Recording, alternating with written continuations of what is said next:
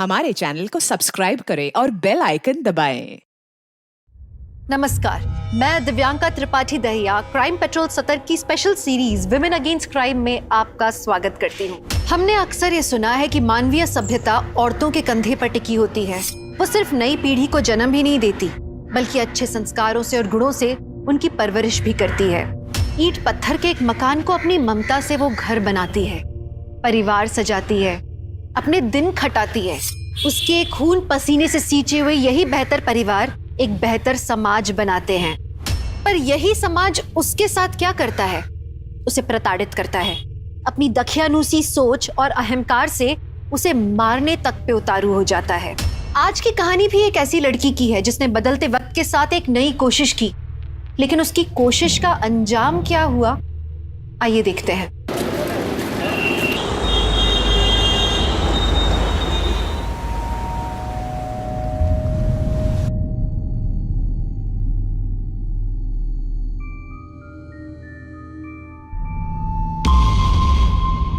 क्या हाल चाल है? अरे भाई ऐसे क्या देख रहे हैं? मुझे नहीं पहचान रहे? जी नहीं, सॉरी।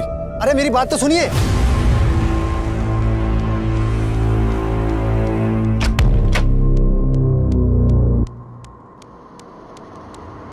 क्या हो गया? आप इतने परेशान क्यों लग रहे हैं? नहीं नहीं, कुछ नहीं। पहले देख लेना कौन है। ठीक है भाई।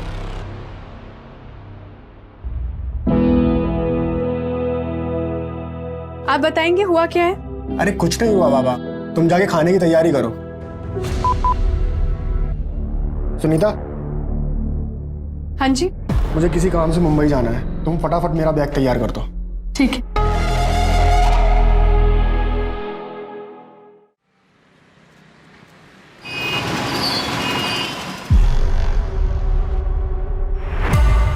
ये पानी कहाँ से आ रहा है? और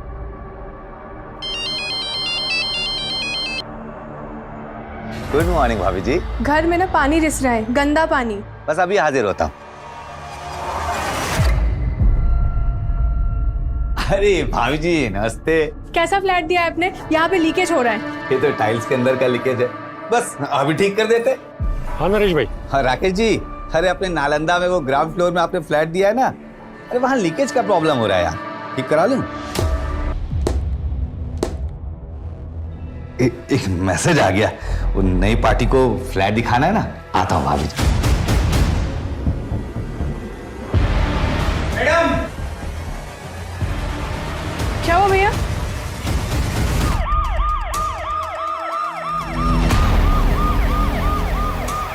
साइड तो पानी लीकेज हो रहा था, तो रिपेयर करने के लिए जब टाइल्स निकाल के ये लोग गड्ढा खोद रहे थे तो ये कंकाल मिले। सुनीता जी अपने हस्बैंड के साथ इस फ्लैट में रहती हैं। कब से रह रहे हैं आप लोग यहाँ? इसी महीने रहने आए। आपके हस्बैंड? मेरे हस्बैंड किसी काम से मुंबई गए। फॉरेंसिक वालों को बुलवाओ और इन कंकालों की पूरी जांच पड़ताल करवाओ और पंचनामा करके घर को सील करो। आपने घर किससे लिया था? सर ये फ्लैट मैंने ही किराए पे दिलवाया था, लेकिन इस सब के बारे में मुझे कुछ नहीं मालूम। तो मेरे कंकाल कहाँ से आए? सर मैं सच कह रहा हूँ, मुझे कुछ नहीं मालूम। महेंद्र सर, घर का मालिक कब तक आएगा? सर उनसे बात हो गई है, लेकिन वो यहाँ पर रहते नहीं है, इसीलिए उनको डायरेक्ट पुलिस स्टेशन बुलाया।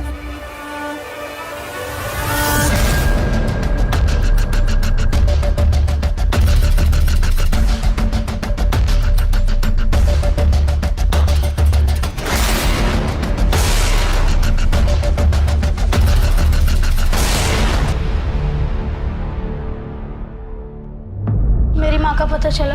हम कोशिश कर रहे हैं बेटा, पर जैसे कुछ पता चलेगा हम आपके मामा को इन्फॉर्म कर देंगे।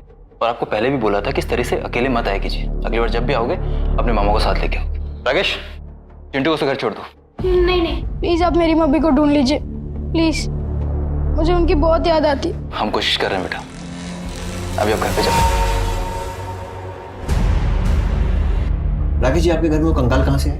मैं खुद हैरान हूँ सर, दरअसल मैं दूसरे एरिया में रहता हूँ। मतलब इस घर में आप कभी रहे ही नहीं? नहीं, जब नया मकान खरीदा था तब कुछ महीने रहा था, उसके बाद जॉइंट फैमिली थी, घर छोटा पड़ने लगा, उसके बाद हम बड़े घर में चले गए, तब से इस घर में किराएदारी रह रहे हैं। उन सारे किराएदारों के नाम और पते दे दीजिए। पुराने किराएदारों के नाम और नंबर कौन रखता है? अच्छा, जब आप उस घर में रह रहे थे तब किसी से कोई दुश्मनी या फिर कोई झगड़ा हुआ था? नहीं नहीं।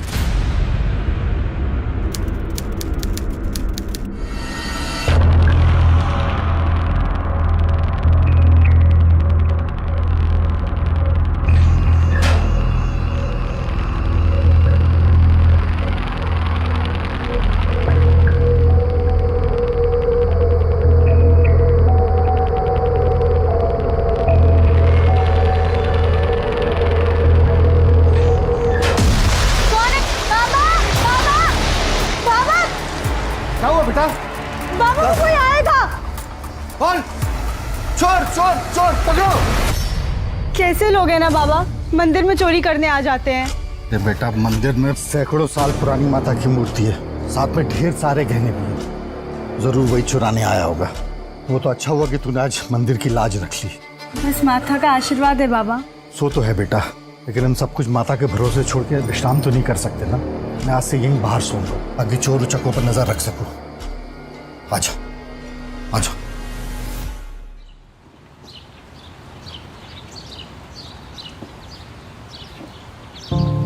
शहद, बेटा शहद देखा क्या?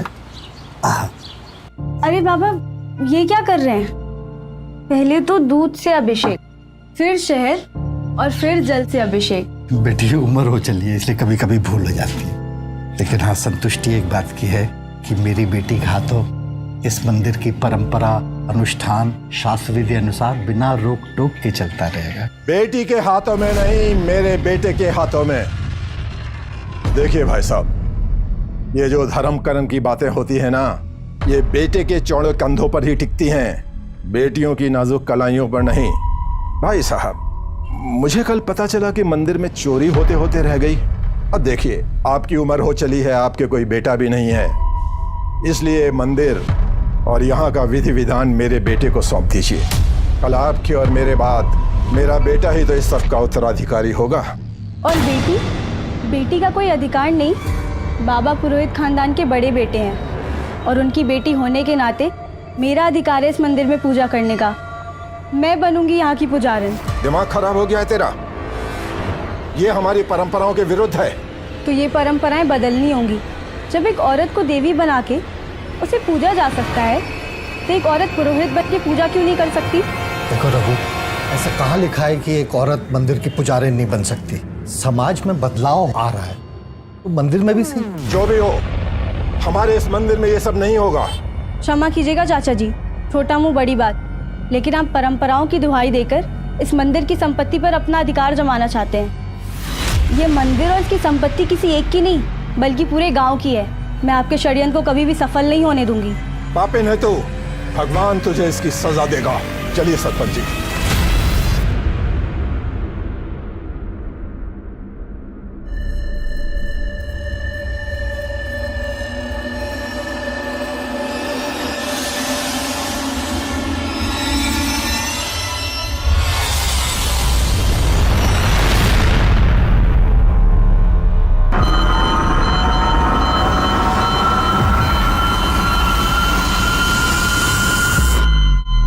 देखिए पुजारी जी, हम सभी पंचों ने मिलकर ये फैसला लिया है कि इस मंदिर की उत्तराधिकारी रचना ही होगी। बड़ी खुशी की बात है। यशस्वी भव। बेटा ये बालों में क्या लगाया है? अरे ये तो जटा है। जटा? पता नहीं बाबा, कब से तेल लगा के सुलझा रही हूँ, पर ये सुलझ ही नहीं रही है। और ये सुलझेगी भी नहीं। ये जटा है, जटा देवी माता का संकेत है। संकेत? कैसा संकेत? भाई साहब, इतने भोले भी मत बनिए। बालों में जटा होने का मतलब होता है कि देवी ने संकेत दिया है कि ये लड़की देवी के मंदिर में दासी और सेविका बनकर रहेगी, पुजारन बनकर नहीं। नहीं नहीं, किसी ने जानबूझ के कुछ लगा दिया होगा। कल तो बालों में कोई जटा नहीं थी। देखो सरपंच जी, भाई साहब ने तो देवी के संकेत को मानने से मना कर दिया। अगर आप भी देवी के संकेत को मानने से मना कर देंगे तो जानते हैं क्या होगा? प्रलय हो जाएगी गांव में, देवी का कोप हो जाएगा, खेत खलियान जल जाएंगे, नदी नाले सूख जाएंगे, सब कुछ नष्ट हो जाएगा देवी के श्राप से। आप सही कह रहे हैं। सुना भाई साहब, अब अगली पूर्णमासी के दिन आपको अपनी बेटी का इस गांव के मंदिर को दान करना होगा। ये सब अंधविश्वास है सरपंच जी। सरपंच जी, आप ही न्याय कीजिए। पुजारी जी, अब रचना को इस मंदिर की सेविका और इस गांव की दासी बनकर ही रहना होगा। यही हमारा फैसला है। सरपंच साहब, सरपंच साहब, सरपंच साहब सुनिए।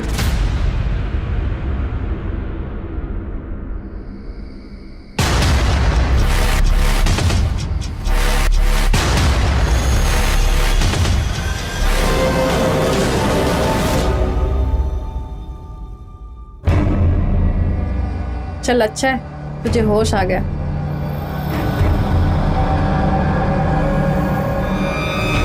मंदिर की पुजारन बनने के सपने देखने वाली रचना को षड्यंत्रकारियों ने ऐसी जगह पहुंचाया था जहां औरत को इंसान नहीं, भोगने वाली वस्तु माना जाता है। क्या उसके संघर्षों का अंत हो चुका था या एक नए संघर्ष की शुरुआत हुई थी?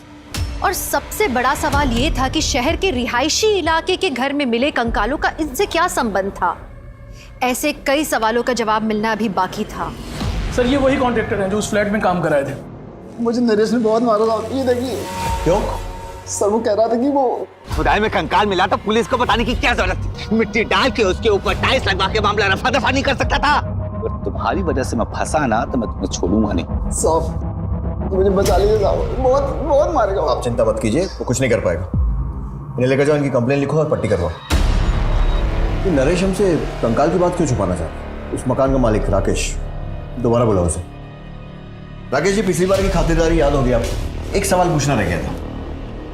नरेश के बारे में क्या जानते हो? सर उस एरिया में नरेश की बहुत चलती है। सारे फ्लैट किराए पे वही देता है और कोई भी उसके मार्केट में घुसने की कोशिश करता है तो बखेड़ा खड़ा कर देता है सर। और तो और पुराना किराएदार जाने के बाद नया किराएदार आने तक चाबी नरेश के पास ही रहती थी। हाँ साहब, नरेश दिल का काला और नाड़े का ढीला आदमी है। खाली फ्लैट में लड़कियों को बुलाता रहता है। दबंग है, इसलिए उसे कोई कुछ बोलता ही नहीं। कब से काम कर रहे हो? साहब 4-5 साल हो गए। कुछ और पता चले तो बताना। जी साहब। सुनिए जी। चाबी। Oh thank you.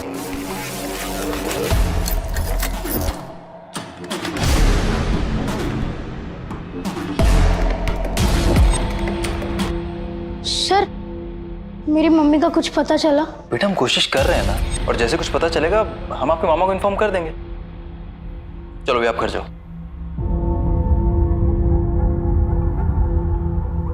सर ये बच्चा बार बार आकर अपने माँ के बारे में पूछते रहता है। उनके मामा से कहा, लेकिन कुछ भी फायदा नहीं हुआ। एक आध बार उस एरिया में जाके देखते जहाँ पे इसकी माँ गुम हो गई है। लेकिन वो एरिया तो कुंज विहार की हद में आता है ना, तो हम इतनी मगजमारी क्यों करें? और वैसे भी एक बच्चे की कंप्लेंट पर कितना नाचेंगे हम? नहीं सर, नहीं सर। कंकाल की बात क्यों छुपाना चाह रहा था? बोल। नहीं सर, ऐसा कुछ नहीं है सर। तो फिर कॉन्ट्रैक्टर को क्यों मारा? बोल। सर वो मेरा धंधा खराब कर रहा था, तो उसकी वजह से उस फ्लैट में तो क्या पूरी बिल्डिंग में कोई किराए के लिए तैयार नहीं हो रहा था। तो तेरे लिए तो अच्छा ही था ना, और लड़कियां लेकर जाता वहां, जैसे उस ग्राउंड फ्लोर फ्लैट में लेकर जाता था। बता किस किस लड़की को वहां मार के दफनाया? बोल। नहीं सर, मैं मानता हूँ कि मैं वहाँ लड़कियों को लेकर जाता था, लेकिन मैंने किसी को मारा नहीं सर। मैं तो वहाँ थोड़े समय के लिए जाता था। तो वहाँ जितने भी लोग लंबे समय के लिए रहते थे, मुझे उनकी पूरी डिटेल्स चाहिए। सब मुंह जबानी तो याद नहीं है, ऑफिस के रिकॉर्ड में सब लिखा है। इसके साथ उसके ऑफिस जाओ और पूरी लिस्ट लेकर आओ। चलो। अभी का किराएदार मुंबई से कब आ रहा है पता करो। साहब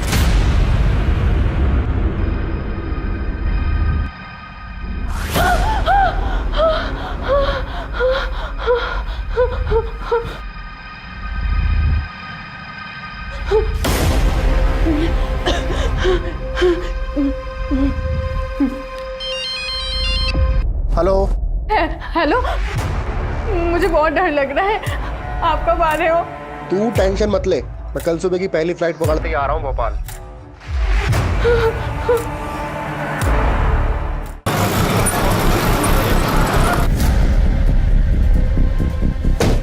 सर, नरेश से किराएदारों की सारी डिटेल्स मिल गई है। उस फ्लैट में गौरव व सुनीता से पहले पंकज अपनी बीवी बच्चों के साथ रहता था, लेकिन इसी साल अचानक वो फ्लैट छोड़ के चला गया। सर, पंकज ने ये फ्लैट 2015 में लिया। उससे पहले वहाँ परेश शाह रहते थे। सर मैं व्यापारी आदमी हूँ, मुझे नहीं पता मेरा इन कंकालों से क्या वास्ता। वास्ता हो भी सकता है, आपकी किसी से दुश्मनी रही हो या फिर किसी से झगड़ा हुआ हो और गुस्से में आपने उन्हें मार के दफना दिया हो और फिर घर और शहर छोड़कर चले गए। सर मैं काम काजी आदमी हूँ, आपने मुझे बुलाया तो इसलिए मैं आपसे मिलने चला आया। अगर आप इस तरह से मुझ पर झूठे आरोप लगाएंगे तो आज के बाद आप मुझसे नहीं मेरे वकील से बात करेंगे। नमस्कार। सर, एटीट्यूड देखा आपने? बात कैसे कर रहा था? घाट घाट का पानी पियो आदमी लगता है संदीप। अच्छा, तो उस दूसरे किराएदार के बारे में क्या कह रहे थे जो अचानक गायब हो गया? सर, मैंने कांटेक्ट करने की कोशिश तो की थी, लेकिन नहीं हो पाया। उस इलाके में अपने खबरी है नथु, उसे कुछ ना कुछ जरूर मालूम होगा, उससे पता करो। महेंद्र, चाबी। एक मिनट। नालंदा विहार सोसाइटी में जब हम पूछताछ कर रहे थे तो एक आदमी मुझे देखकर इतना घबरा गया था कि बाइक में अपनी चाबी छोड़कर जाने लगा था। मुझे लग रहा उस आदमी से मैं पहले कभी मिला हूं किसी केस के सिलसिले में। पता करो वो आदमी कौन था। अरे परेश भाई, और क्या हाल है? अरे सुनिए तो सही। सर, मुझे आपसे कुछ बात करनी है।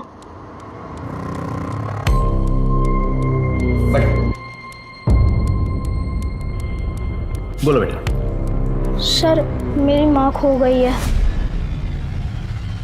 क्या नाम है तुम्हारा? मेरा नाम चिंटू है। कहाँ रहते हो? सर, मैं विष्णुपुरी कॉलोनी में रहता हूँ, पर वहाँ के पुलिस वाले बात कर रहे थे कि मेरी माँ जहाँ से खो गई है वो इलाका आपके पुलिस स्टेशन के अंडर आता है, इसलिए मैं यहाँ चला आया। बेटा तुम्हारी माँ कहाँ से खोई? हमारे घर से ही। और घर कहाँ पे है तुम्हारा? है नहीं, था नालंदा विहार सोसाइटी में। नालंदा विहार में कौन सी बिल्डिंग? ए ब्लॉक बिल्डिंग के ग्राउंड फ्लोर पे रहते थे हम। बेटा तुम्हारे पापा का नाम क्या है? पंकज। और मम्मी का नाम पूजा? हाँ, पर आपको कैसे पता? ये तो वही घर है जहाँ पर वो दुकान। कौन सा केस है सर? नहीं कुछ नहीं बेटा। आपने कुछ खाया? नहीं। वही इसको जूस पिलाओ। अंकल को मामा का नंबर दो, इनके मामा से बात करो और पंकज का नंबर लो और लेकर आओ उसको। जाओ बेटा। विष्णुपुरी पुलिस स्टेशन में फोन करो, पता करो इस केस की इन्वेस्टिगेशन की क्या प्रोग्रेस है। रिहायशी इलाके में घर के नीचे से मिले कंकाल से चारों तरफ अफरा तफरी मच गई। ऐसे में एक मासूम बच्चा अपनी माँ को तलाशते दर बदर ठोकरे खा रहा था। एक बच्चे के लिए माँ की ममता से ज्यादा और प्यारा क्या हो सकता है?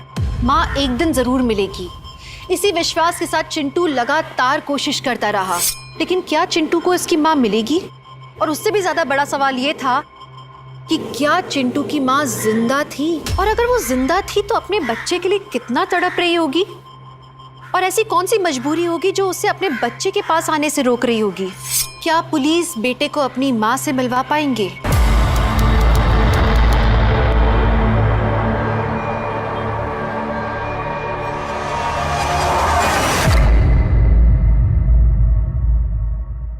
चम्मक छल्लो, क्या नाम है तेरा? मुमताज। आहा, चल ताजमहल बनाते हैं। रोकड़ा है? कितने लेगी? 3000। 3000 तो बहुत है रे। अबे झंडू, ताजमहल बनाने की बात करता है और तेरे पास 3000 भी नहीं है? चल निकल यहाँ से। अरे अरे नाराज क्यों हो रही है? चल 1000 देता हूँ। मैं क्या तुझे 1000 वाली लगती हूँ? एक बार सही से देख तो मुझे। 3000 लेती हूँ लेकिन मजा 30,000 का देती हूँ। तो 1000 लेके 10,000 का मजा देना, मुझे चलेगा। अबे झुमरू, निकल यहाँ से। बड़ा आया, 1000 रुपए में ताजमहल बनाएगा। जा यहाँ से।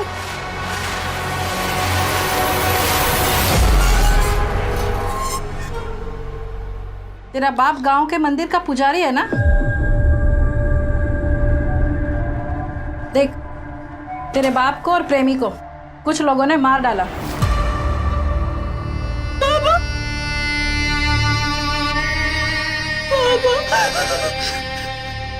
देख, तेरे जैसी अनाथ नौजवान लड़की को दुनिया वाले नोच खाएंगे। खुद से धंधे पे बैठ जा और रुआब से कमा और मर्दों को अपनी उंगली पे नचा। नहीं, मैं मर जाऊंगी, मेरे गंदा काम कभी भी नहीं करूंगी। तेरे जैसी मना करने वाली लड़कियों को जिंदा गड्ढों में गाड़ देते और पुलिस को कंकाल तक नहीं मिलता। सोच ले।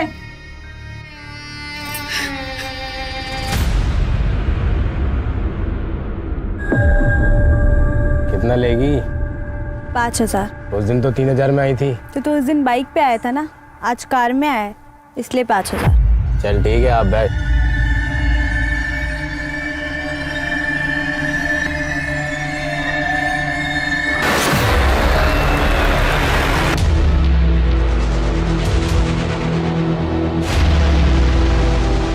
कितना छापा? 5000 पे गई थी लेकिन इतना खुश कर दिया कि 7000 ले आई। ए जुग जुग जियो मेरी बच्ची, बड़ा अच्छा हुनर पाया है तूने।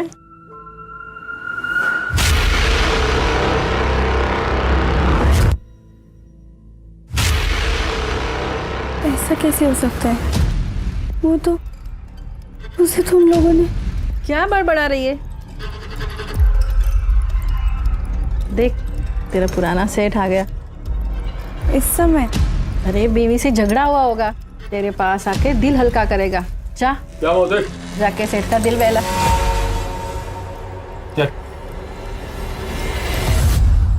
अगर किसी की पत्नी गायब हो जाती है, गुम हो जाती है, तो जमीन आसमान एक कर देता है। पर तुमने तो कोई खास खोजबीन भी नहीं की अपनी पत्नी की। सर अब क्या बताऊं, मेरी पत्नी खोई नहीं है, वो किसी के साथ भाग गई है सर। ये क्या हो रहा है?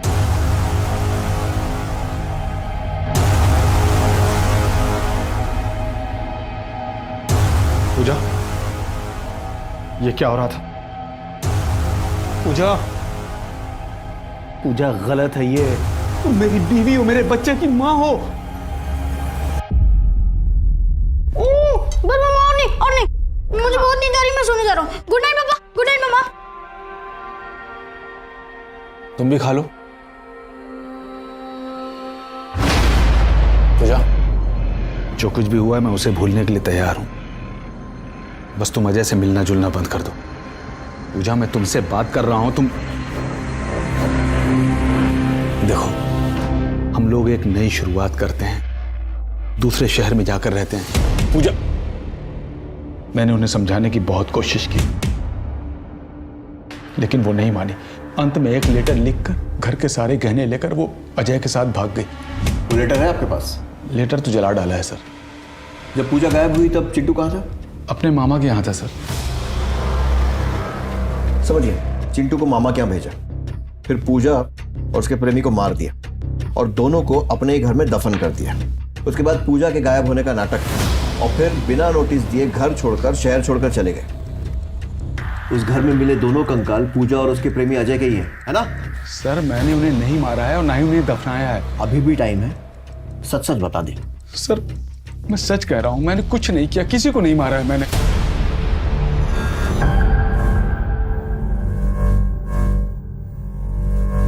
लगता है इन्हें किसी बात का गहरा सदमा लगा है। मैं कुछ दवाइयां लिख देता हूँ, लेकिन अगर इनके मन से डर नहीं गया तो उन्हें ठीक होने में वक्त लगेगा। सर एक रिक्वेस्ट है सर, बीवी के सपने में कंकाल आ रहे हैं, उसे मायके जाने की परमिशन दीजिए। ये रहा सर डॉक्टर का सर्टिफिकेट। आपको पता है ना, आपके घर में कंकाल मिले, जब तक इन्वेस्टिगेशन पूरी नहीं हो जाती कोई कहीं नहीं जाएगा। मैं रुकता हूँ ना सर यहाँ पर। वैसे ही मेरी बीवी का उन कंकालों से कोई लेना देना नहीं है सर। अगर होता तो वहाँ खुदवाती ही क्यों। ठीक है, उनको जाने की परमिशन दे रहा हूँ, लेकिन तुम शहर छोड़कर कहीं मत जाना। Okay sir. सर कंकालों की पोस्टमार्टम रिपोर्ट आ गई है सर। पहला कंकाल आदमी का है और दूसरा किसी औरत का। उनकी एज और टाइम ऑफ डेथ? सर इसको समझना थोड़ा कॉम्प्लिकेटेड प्रोसेस है, इसमें थोड़ा टाइम और लगेगा। रिक्वेस्ट करो, देखो जल्दी कर सकें तो। सर, उस बिल्डिंग के पुराने रिकॉर्ड्स मैंने अच्छे से चेक कर लिए। 15 साल पहले वो बिल्डिंग जब बन रही थी तब 2 बार स्लैब गिरा था। फिर उसके कुछ ही दिनों बाद एक मजदूर और उसकी बीवी की कंस्ट्रक्शन साइट से मिसिंग होने की रिपोर्ट बाकी के मजदूरों ने लिखवाई थी और फिर उसके कुछ ही दिनों बाद उन लोगों ने मिसिंग कंप्लेंट वापस भी ले ली थी। ये सब जानने के बाद उस समय के पीआई को जब शक हुआ और उन्होंने इन्वेस्टिगेट करना शुरू किया तो पता चला कि बिल्डर ने जबरदस्ती मजदूरों को मिसिंग रिपोर्ट वापस देने के लिए मजबूर किया था। 2 बार बिल्डिंग का स्लैब गिरा और उसके बाद 2 मजदूर, एक आदमी एक औरत गायब हो गए। कहीं ऐसा तो नहीं है कि किसी अंधविश्वास के कारण बिल्डर ने कुछ बली वली वाला कांड किया हो?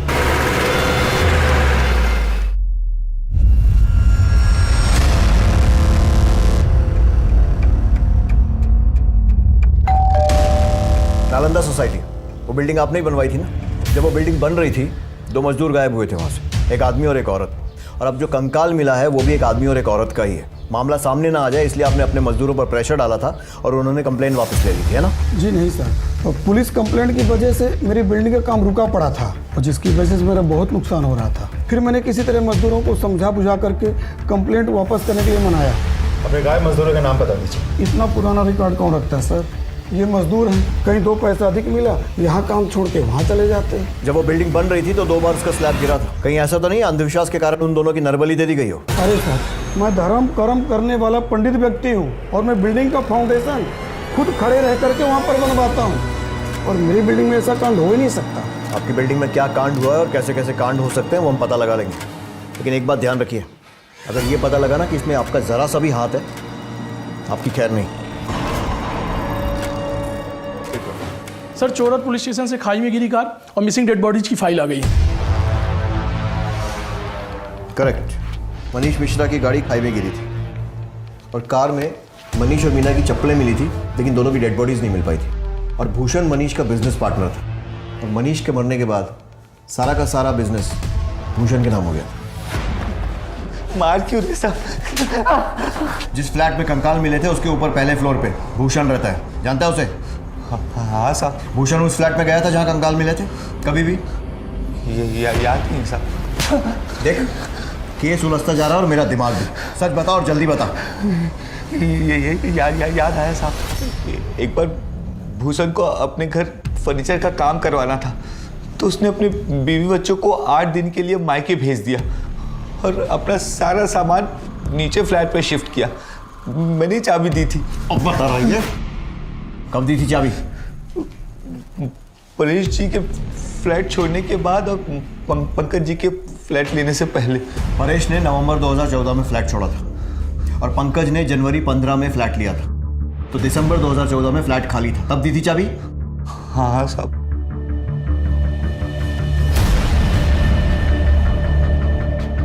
मनीष और मीना मिश्रा की गाड़ी भी दिसंबर 2014 में ही खाई में गिरी थी। टाइम तो मैच हो रहा है। सर हो सकता है भूषण ने ही मनीष और उसकी बीवी को मार के उस फ्लैट में दफना दिया हो। भूषण को लेकर आओ।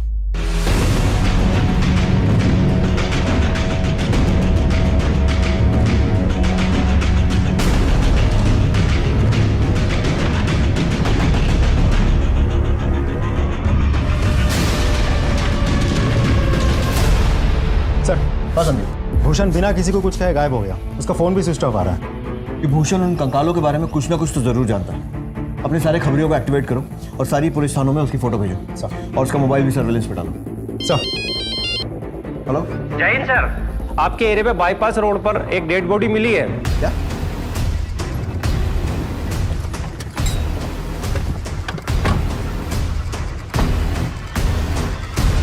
लेकिन परेश तो उसी दिन अहमदाबाद वापस जाने वाला था। अगर वो अहमदाबाद नहीं गया तो शायद किसी होटल में रुका होगा।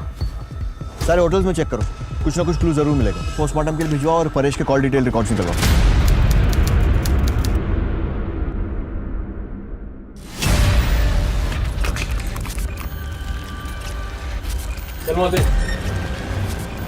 अच्छा मौसी, एक काम था।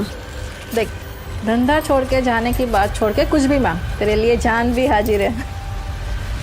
अच्छा मौसी, वो जो शबनम के साथ लड़का था, ऐसा लगा कि मैंने उससे कहीं देखा है। शायद मेरे ही गांव का था। आप जानती हैं वो कौन था? यहाँ पे आने वाला कोई भी इंसान अपना सही नाम नहीं बताता, पर हाँ, वो अपना नंबर देके गया है ताकि वो दूसरी बार आए तो एडवांस बुकिंग कर सके। रुक, मैं तुझे नंबर देती हूँ। जा।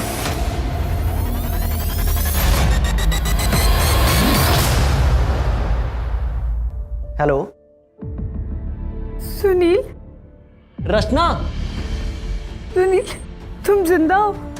मुझे लगा तुम्हें तो डकैतों ने। मुझे तुम्हारे प्यार और दुआओं ने बचा लिया रचना। तुम कहाँ हो सुनील?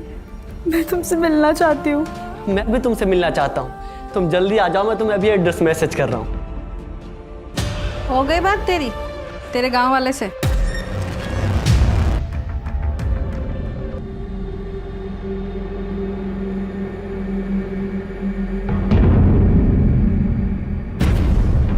अरे रचना, कहाँ जा रही है तू? प्लीज मुझे जाने दीजिए। मालकिन को क्या जवाब दूंगा? क्या छिपा रही है? नहीं। क्या छिपा रही है? पैसे चोरी करके भाग रही है तू? नहीं नहीं नहीं। चल दिखा। अरे चल। अरे छोड़ से गई।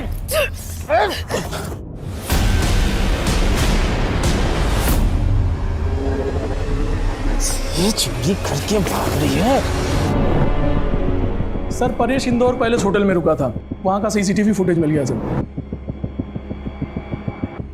परेश इस आदमी के साथ बाहर निकला और उसके बाद परेश का मर्डर हो गया।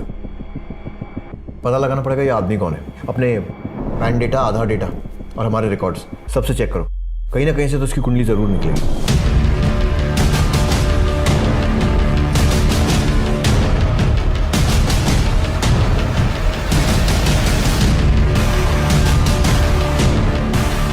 इसे पहचानते हो?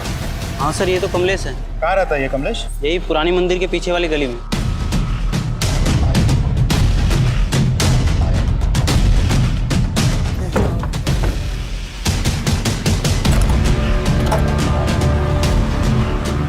सुनो जरा, इधर आओ। जी। कमलेश इधर रहता है? हाँ। घर पे तो ताला लगा हुआ है, कहाँ गया वो? नहीं पता। नंबर है उसका? हाँ सर। नंबर ले लो। Okay sir.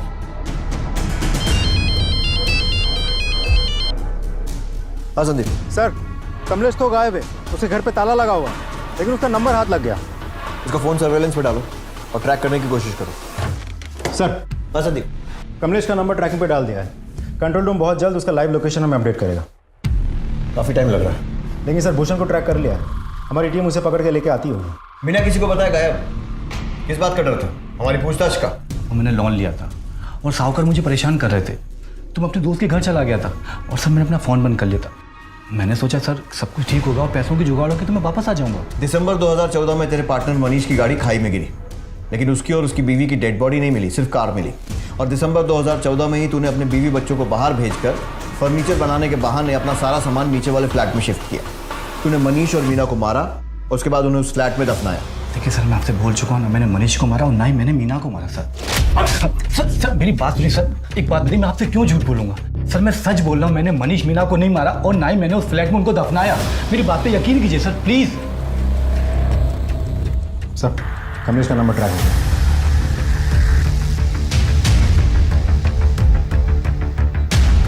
सर कमलेश का मोबाइल लोकेशन इसी एरिया में नजर आ रहा है। जीपीएस चेक करो।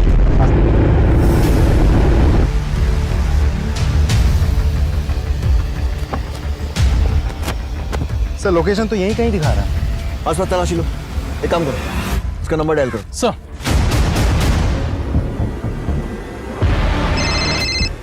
आवाज आ रही है सर। सर उस तरफ से आवाज आ रही है। ये फोन। Sir ID.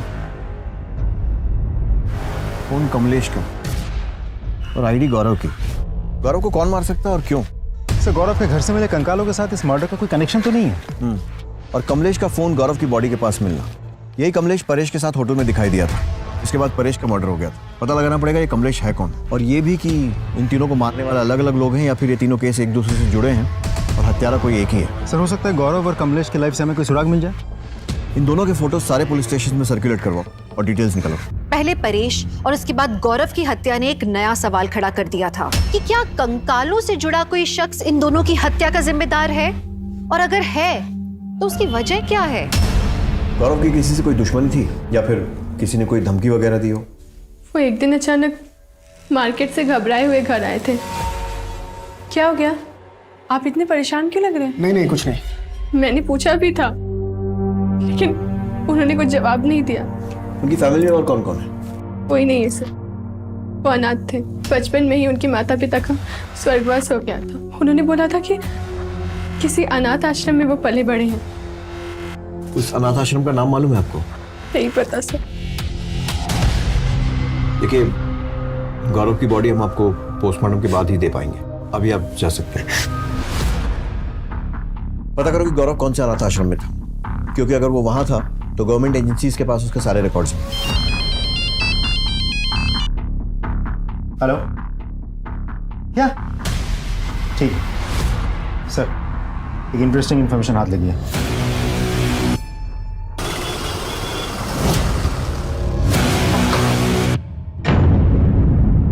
जी बोलिए। माँ,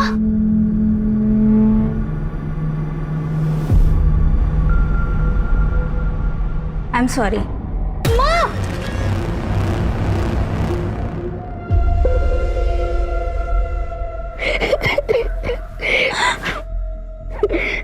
घर चलो माँ, घर चलो। नहीं बेटा, मैं नहीं आ सकती। क्यों माँ, क्यों नहीं आ सकती आप घर? बेटा तेरे पापा। देखिए, दूसरों के पर्सनल मामलों में दखल देना हमारा काम नहीं है, लेकिन फिर भी एक सलाह है, जो भी फैसला लें सोच समझ कर लें।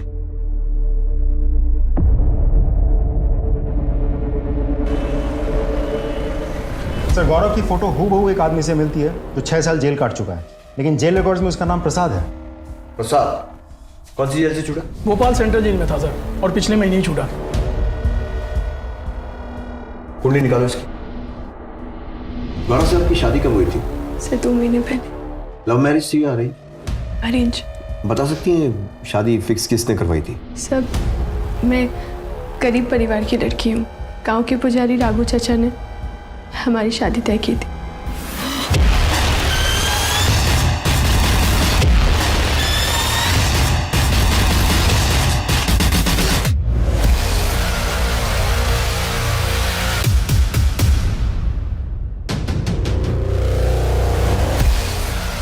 चलिए चलिए चल शुरू हो जाए। बताता हूँ सर, बताता हूँ सर। मेरे और मेरे पिता की मंदिर की संपत्ति पर काफ़ी सालों से नज़र थी। मेरे ताऊ और उनकी बेटी हमारे रास्ते का रोड़ा बनी हुई थी। रचना को ठिकाने का लगाने के लिए मेरे पिता ने उसके बालों में जटा बनाई और मंदिर की पुजारन न बनने के बजाय उसे दासी बनने पर मजबूर किया। रचना अपने प्रेमी सुनील के साथ डकैतों का बहाना करके गांव से भाग जाना चाहती थी। वो सुनील मेरा पालतू था, उसने मुझे पूरा प्लान बता दिया। फिर मैंने नहले पे धैला फेंका सर और मंदिर पे अपना अधिकार बना लिया। इसके एवज में सुनील ने मुझसे मंदिर की मूर्ति मांगी। मैंने सोचा कि ये पीतल की पुरानी मूर्ति में रखा ही क्या है और मैंने दे दी उसको। फिर एक दिन मुझे सुनील का फ़ोन आया और उसने मुझे बताया कि रचना जिंदा है और तब तक मुझे पता चल चुका था कि मूर्ति बहुत कीमती है। तो मैंने सोचा कि शहर जाके रचना को ख़त्म भी कर दूंगा और सुनील से अपनी मूर्ति भी वापस ले लूँगा। वहाँ शहर में सुनील परेश शाह के घर में नौकर था। घर में कोई नहीं था और वहाँ पे टाइल्स का काम चल रहा था और सुनील ने रचना को फ़ोन करके बुलाया और मुझे सौंप दिया।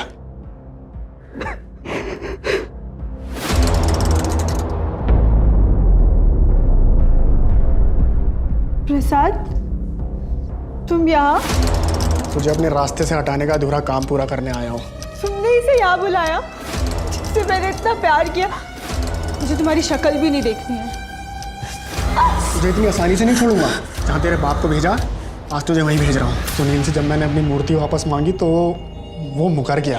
उसने वो मूर्ति वहीं कहीं फ्लैट में दफनाई है। सर जब मैंने ज़्यादा जोर डाला तो वो कहने लगा सर मेरे पूरे षड्यंत्र का पर्दाफाश कर देगा।